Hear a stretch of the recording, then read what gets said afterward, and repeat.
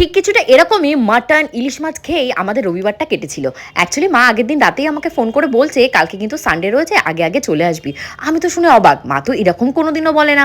আমি তো আমার মতন সংসারে কাজকর্ম গুছিয়ে তারপর শ্বশুরবাড়ি থেকে বাপের বাড়িতে যাই।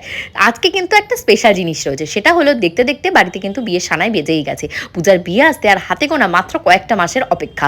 তাই সেই বিয়ের মেনু ফাইনাল করার জন্য আজকে দুই জামাই মেয়েদের সবাইকে একসাথে মা খাওয়াচ্ছে আর মেনুটা ফাইনাল করছে। সকাল থেকে প্রায় বলতে গেলে মা একার হাতেই সমস্ত রান্নাবান্নার আয়োজন করেছে। আমিও কিন্তু মাকে সাহায্য করেছি হাতে হাতে। কি করতে বলো তো?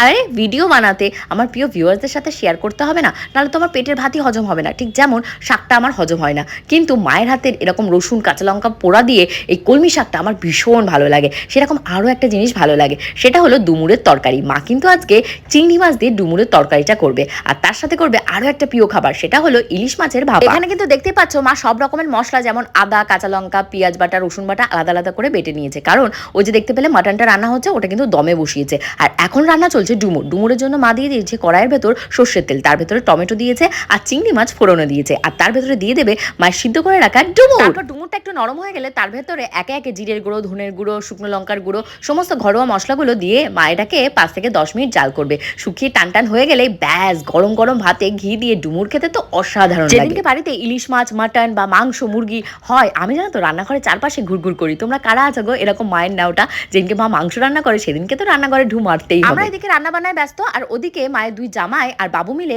ডিসাইড করছে পূজার বিয়ের মেনুটাতে অনেক রকমের এলাহি আয়োজনের ব্যবস্থা করা হচ্ছে। স্টার্টার, মেন কোর্স, ডেজার্ট, মানে কি নেই। তো আমি তো ভীষণই এক্সাইটেড মেনুটা তোমাদের সাথে রিভিল করার জন্য, বাট এই মুহূর্তে নয়। সেটা যদি জানতে চাও তাহলে কিন্তু আমার পেজ প্রিয়াঙ্কাস টাইম স্টোরি এবং আমার ইউটিউবে একটা চ্যানেল আছে যেটার নাম প্রিয়াঙ্কাস টাইম স্টোরি নামে, যারা এখনো ফলো করোনি, সাবস্ক্রাইব করোনি, অবশ্যই করে দাও আরো ফাটাফাটি এবং মজাদার ব্লগের জন্য। অনেকেই আছে মাটনটাকে কিন্তু কড়াইয়ের ভেতরে দমে রান্না করে ফেলে, কিন্তু আমার যেহেতু একটু পেটের প্রবলেম, বাড়ির সবাই একটু নরম মাংস খায়, তার জন্য প্রেশার কুকারে জাস্ট 6টা সিটি দিয়েছে, আর নরম তুলোর মতন উফ মাখন কি দিয়ে তার স্বাদ, যদি তোমাদের একটু খাওয়াতে পারতাম। তো এবার মা রান্না করছে ইলিশ মাছের ভাপাটা। মশলা বাটা দিয়ে মাঝে কি সুন্দর ভাপা বানায়, তোমরা যদি না খাও তাহলে বিশ্বাস করবে না।